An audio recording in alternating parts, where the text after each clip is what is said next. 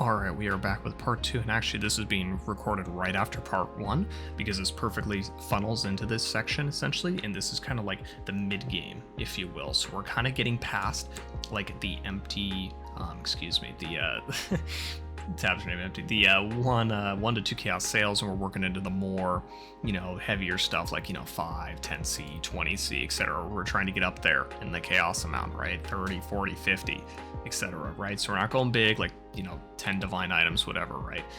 We're really kind of staying in that small range, right? But we still want to be making, good sales, good money, right? So we're moving out of the 1 to 2 chaos sales, maybe up to 5, right? Going much more 10, 15, 20, up to 50, somewhere around there. So what just happened? Well, we just got a sale here for 20 chaos. This is perfect because, again, it's recording right after for precision, which is just a skill gem, level 20, got 20 chaos for it, right? Now, granted, we're late in the league. This is taking place at the end of Crucible, right? So prices are definitely a little bit funky, but the idea here is the same. What is the idea? Well, what the idea is essentially is you want to be thinking about what can you charge a decent price for in a decent amount of bulk, but something that you can low micromanage, okay? What are those categories of items? These are gems, these are flasks, and as well, these are jewels, okay? So let's take a look at some of these. As you can see, I have like a 15 chaos tab here, and this isn't something I micromanage, right? I literally just have it at 15 chaos, right? Notice in our first video, we had these going here at each item individually priced. I was kind of keeping tabs on stuff, right? But in this one, okay, bringing this down, we have 15 chaos for this entire tab. Okay, we're even going to bring this all the way down just to kind of demonstrate. And so what we're doing here is we're just talking, in this case, just cluster jewels, right? I'm literally just funneling in cluster jewels, right? And this could be, again, 10 chaos, this could be 15 chaos, league start, whatever, right? In these cases, for the most part, they should be all rare. It's got some blues in there, right? Maybe a little bit of white action, which at this point in the league, obviously I'd want alch, etc. But the idea is that you're getting something in here. So imagine this could be all filled with flasks, right? This could be all filled with gems. And flasks that have some rolls on them, like an example, if I jump up to my other dump tabs, right? Surely we've got some flasks in here. If I type in flask, surely in one of these.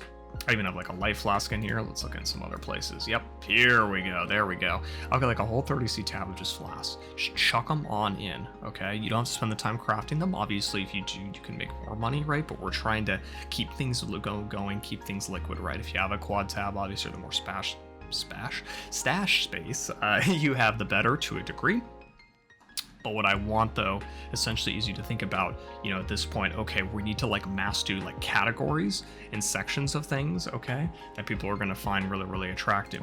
And at this point, mid-league, we're kind of thinking, okay, it's time for people to get their flask cooking.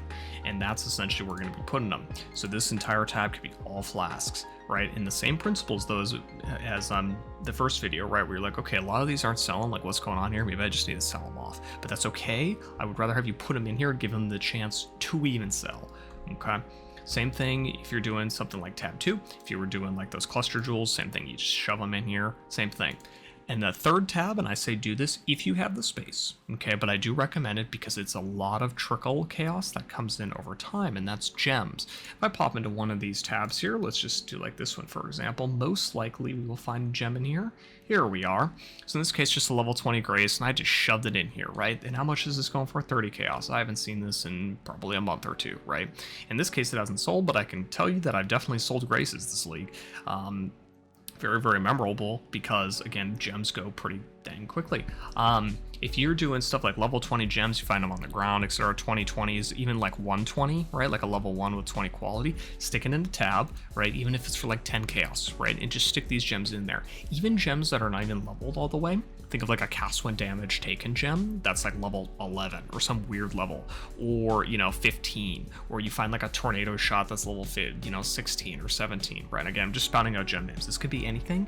Then if you have the space, stick it in there. It's one slot, right, for a potential very big upside of like 10 to 15 chaos, right, which is huge. Even if you're putting it down to like 5 chaos, I get it, but that's really, really important. If you get level 21 gems, generally those are going to sell for more. 2120s, of course. But that's really the big thing, essentially, is filling up your tabs, all that stuff, and getting stuff moving. Once you're done, essentially, with this, then you kind of move into the bigger endgame section. Again, this scales more on your stash space, but we're trying to use these three and what I would do, right, if I've confined to this. Because of the fact that these three essentially act as your constant rotation of money from items that you are picking up, etc. Whereas if you have, like, let's say these standard tabs, like I'm assuming necessarily you don't have like an essence tab, right? Let's just say one of these normal tabs, then these can keep track of your other income that you're getting from maps. So like if you're farming essences, you will have essences in here. If you're delving, you'll probably have fossils. If you're heisting, you'll have, well, in this case, if you're heisting, you'll have the blueprint locker, right? If you're expedition, you'll have an expedition locker, right? Harvest, same thing. But if you have anything, maybe like breach is a better example, perhaps. You're gonna be able to store your stuff in these standard tabs, right? That are not specialized, etc. And then those can be sold in bigger quantities. So we have constant, essentially, income here, and then we have these normal tabs which are going to be selling the bulk item stuff. So let's just say you build up 200 essences, right? So if we go over to our essence tab, just to kind of make things clear, let's say you build up, again, like a ton of essences here, and you go, okay, cool, I want to sell stuff. Then you can come in and go, okay, I'm going to, drag in now, I'm going to take my whole 200 essences, drag them in here, and sell them. Obviously, if you have the tab, you can sell them directly from here, and you can make it public, price each individual item. Or you can additionally do like a bulk selling tool, like a TFT bulk selling tool, where it just adds up the whole tab for you and sells it off. So that is an option as well. Lots of options to go around with it, but it's important to have that mechanism, essentially, of big shipments. Think about that, like big shipments of your farming strategy, whatever you choose to be on the Atlas, and then also small stuff, which essentially is those rotating items that you are finding and sticking in here, okay? Because it adds up really quick, and again, you don't need a ton of divines to get started, let alone upgrade your build and such. Obviously, if you're like, oh, I want to play a 300 divine build or something like that, sure, this isn't going to get you there alone, but what's important is that this gives you a super strong foundation for the early league, and then coming into the mid game on the league as well, that you're constantly earning chaos, constantly stacking up currency, okay? And because this is going to lead into the final section, which is the end game section, the big boy section, and that's what we're going to be talking about in the next video, and that should be out soon, so stay tuned for that. Thank you so much for watching, and see you in the next one.